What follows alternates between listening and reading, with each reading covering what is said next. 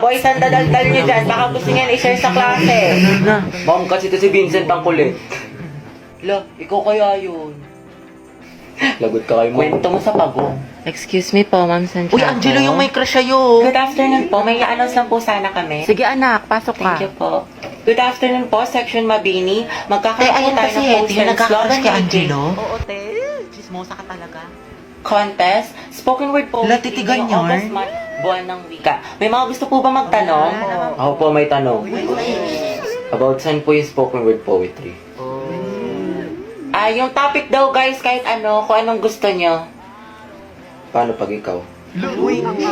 Ano po? Paano pag ikaw yung gusto ko? Sana all kaya yung crush. Punjem! Hetty, ang haba ng hair.